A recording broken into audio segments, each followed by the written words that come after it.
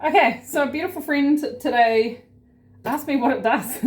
So I am cooking dinner for us today. We're having Bolognese sauce and some pasta. So if you want to watch, come along and hang out with me while we do this. So I'm just going to hit start cooking, and it's asking for celery. I use cutting celery, which kind of looks like parsley, because I have it in the garden and my family's not a big fan of parsley, of celery, sorry. So this is a gentler flavored one. So I'm just going to roughly give it a chop and throw it in. I'm not going to do the full 80 grams that it asked for, because like I said, my family is not a huge fan. So I'm going to put some parsley in as well. And if it's not, it says 45. Doesn't matter. I am team wing it, not team precision. Right, so I'm going to hit next.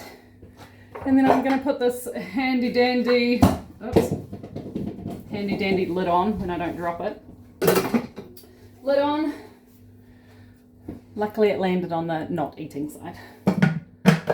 Push that in, and it's asking for 2 cloves of garlic.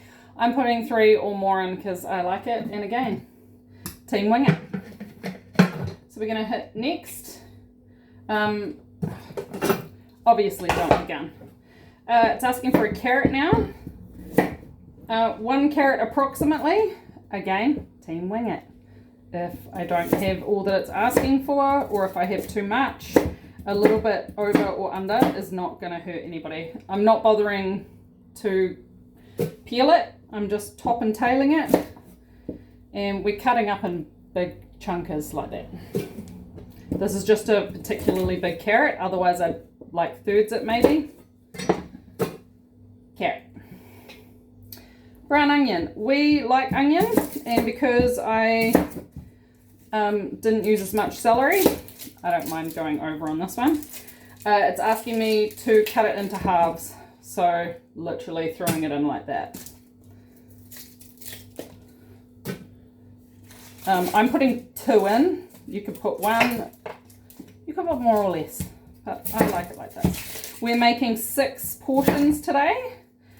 We won't eat it all tonight, but it's good for either leftovers or I just freeze the extra sauce and go from there.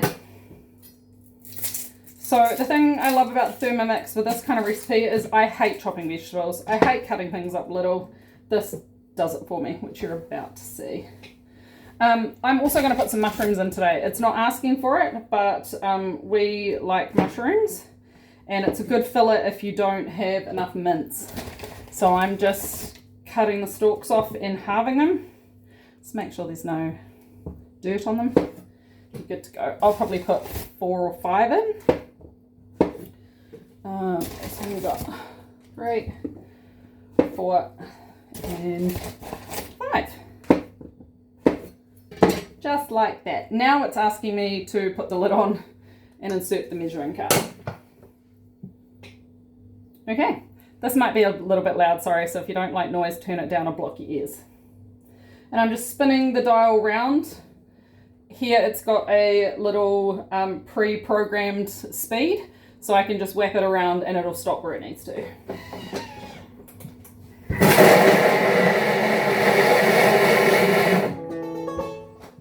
Excuse me, I've just got to find the spatula.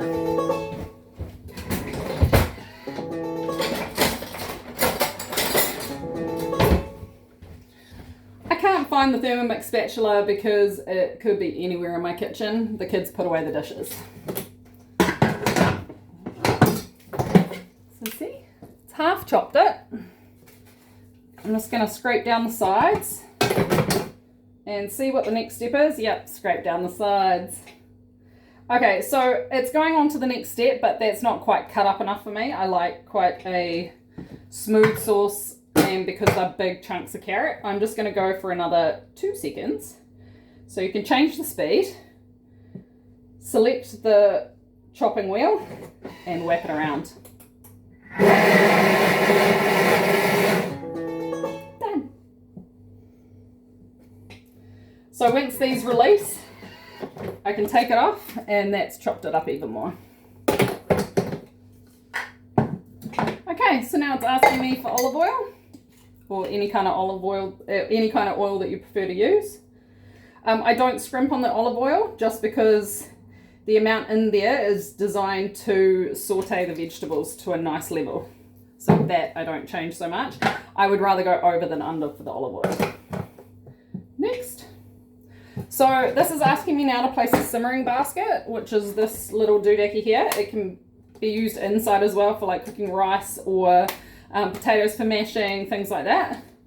We're putting it on top just so then we don't get splatter. And I'm going to be super cheesy. Open the cupboard just so then the steam doesn't swell my cupboard door, because I have a very small kitchen and so it only fits in this space. Okay, so this is going to go for 5 minutes. At this point I will go and either chop up things for the next step, or I will do some dishes, or I'll check what the kids are doing. I am going to pause you just for now and come back when it's done.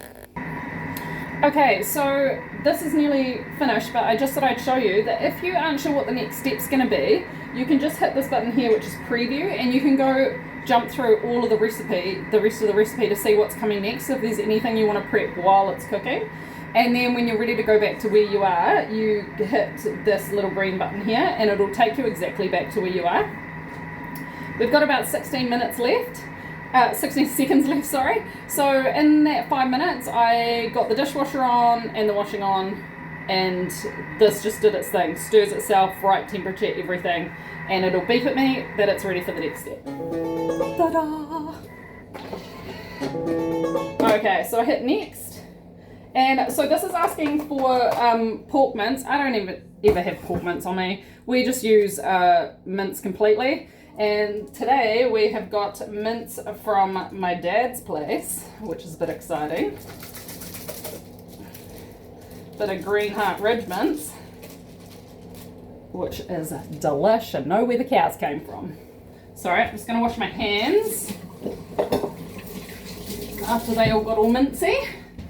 Okay, so we've gone with the mince, 500 grams of mince.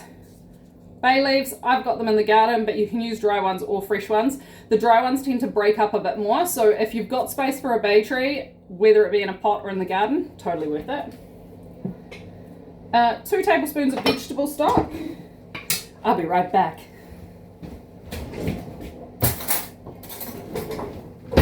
Oh, 2 teaspoons, sorry. So this is vegetable stock that I made in the Thermomix. It's green this time because I had lots of green leafy herbs, but depending on what you've got, it turns out any colour. That will keep for months and months in the freezer, or a couple of months in the fridge. Black pepper. So this is, apart from the cook time, this is real time getting dinner ready in the Thermomix. Add as much or as little pepper as you like. Oregano, however you choose to say it. Again, we eyeball. Okay, so now it's asking me just to stir with a spatula, just to break up that mince a bit. So you're not ending up with giant lumps of mince. You don't have to be too precious, it all works out in the end.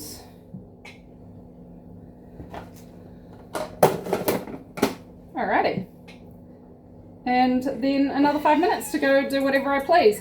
I will be getting a better camera setup, just bear with me, very new to the game. And we're back.